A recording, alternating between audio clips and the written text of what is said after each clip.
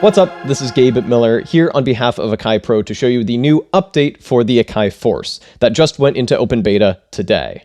I'm going to show you a bunch of the top features and how they can improve your workflow and help you make more music. Features new to the FORCE include a new main mode, the ability to set different rows to different tempos, follow actions, and a bunch of other improvements that were first introduced with MPC 3. With this beta update, FORCE users also get access to the latest Akai Pro software, like Soft Clipper, Subfactory, and Low-Fly Dirt, among others. There is also a FORCE bundle software package available for purchase for a limited time to allow FORCE users to get caught up on the latest stuff. All that being said, let's start this off with main mode, which you can access by pressing Navigate and Matrix, or you can press Menu and hit this little house icon. This was introduced with MPC 3 and is now brought over to the FORCE and is meant to be a one-stop shop for a bunch of information. For instance, I have a lot of samples loaded into these drum pads already, and you can see those visually. I can also create new tracks, switch between my tracks, set my recording settings, and work with clips. I have my clip defaults set, so fixed recording length is off, and my default clip length is 8 bars long, and I can just hit this record button and immediately launch into it.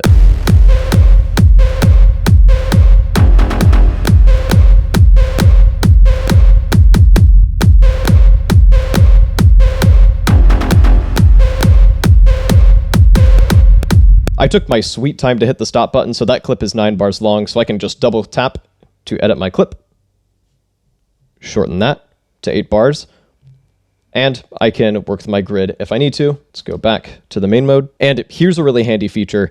This little icon right here is a duplicate clip button, and it will duplicate that clip to the next available slot. So I've got my one clip that I just recorded right here, and if I hit duplicate, watch what happens.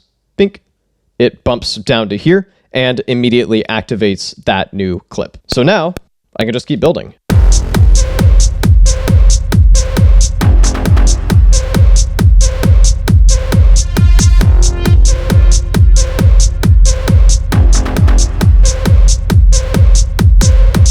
Let's do that one more time, duplicate it again, it's already launched, so I can just go for it.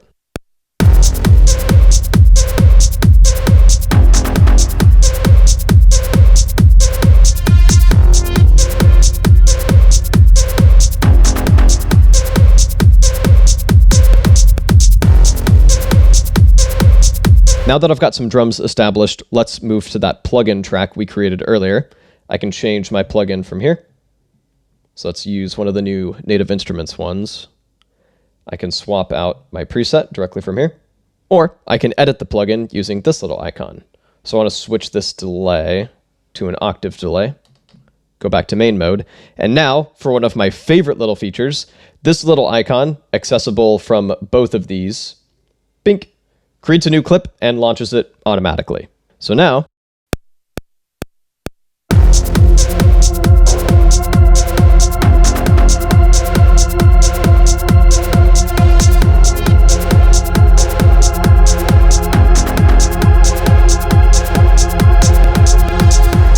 also within the main mode is the XL channel strip, so you can access some of your main track parameters. So I'm going to turn this down a little bit preemptively and mess with my effects. So I want to duck this to the kick.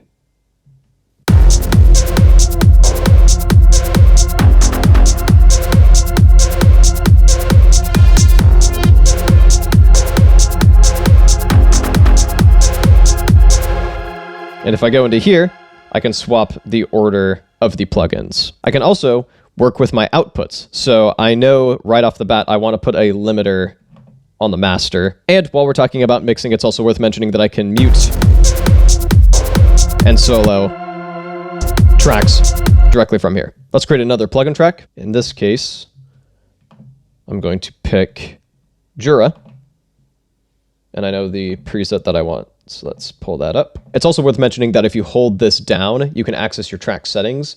So in this case, I want to change the color. And now I can use one more method of creating clips, which is this button right here, and record.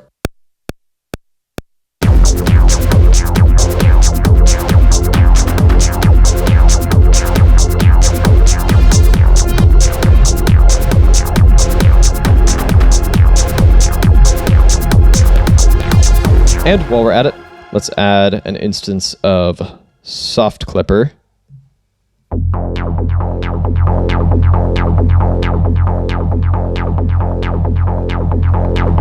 Also, one more thing on the main page, we now have sequences on the Force. So before, when you went to arrange a track, you had one arranger and that was it. If you wanted to do anything alternate, you would have to save as your project. Now, you can have many sequences, which can all be different iterations of performances that can even be chained together in song mode if you want to do that. You could, for instance, have your main sequence be automation free and then have an alternate sequence where you have a bunch of automation going on, but it's contained to that sequence. You can also take just the best bits of each sequence and chain them together after the fact. Now that we've spent a bunch of time in main mode, let's go to our matrix because there's some improvements there as well. If I hold down edit and select a row and go to settings, I can use follow actions. And these will basically have a new row trigger after a certain amount of time. And we've got a bunch of different conditions for these. So for instance, I can have it go to row. So I'm on row 2 right now. So I want to have it go to row 3. And let's say that it does that after 4 bars. So now,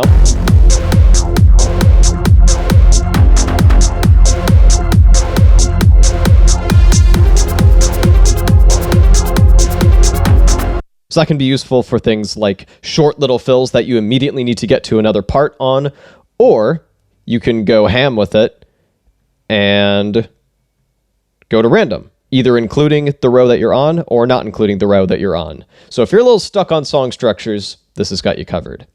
You can also now set the tempo of individual rows.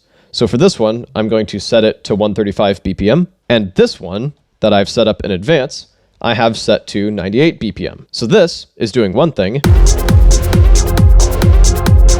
and this can do something different.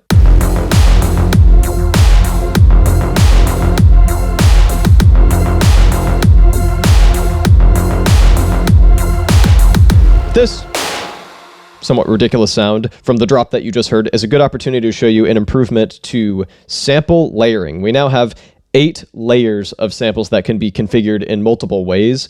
You'll often use these for levels of velocity. In this case, I just full on brute force added as many samples as I could while having them still sound good. And then you can swap between layers 5 and 8 and 1 and 4 here, and I've got my volumes and pans set. We can also now have 8 layers in key group programs. Same idea. In addition to the layering, we've got a bunch of other updates to key group programs, including dual filters.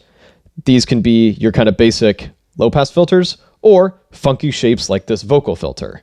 And we can blend between them. So here's just the low-pass filter, mostly, and then the vocal filter. So these are in parallel, or I can have them be serial. Doesn't quite fit the sound, but hopefully you get the idea. You also have easy access to the filter envelopes, so you can swap back and forth, or you can go through this page, probably more like what you're used to.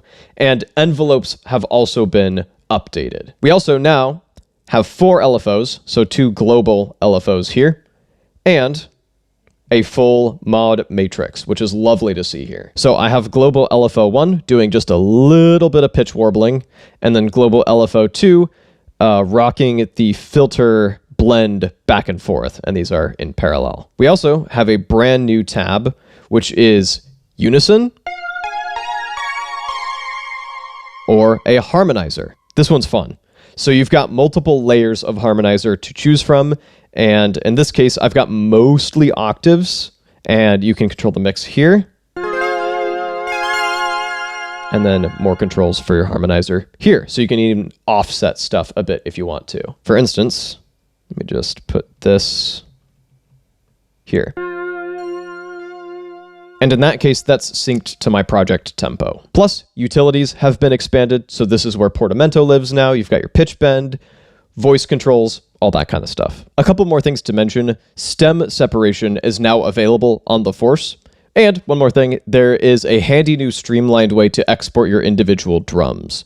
So make sure your drum track is selected and go into the arranger. And I'm going to hit all tracks to arranger to be in my sequence here. If I hit save, there is now the option to export drum pads as stems. So you can select your format. I'll give myself a bit of an audio tail and hit export and choose your location, and it'll export your drum pads as individual tracks. Perfect for a track like the example one in this video, where in addition to drums, I've got bass one shots, effects, all that kind of stuff. As a reminder, this update for the Force is in open beta right now, so you can test it out for yourself, and the Force bundle is available, linked in the description. Thanks for watching, and happy creating.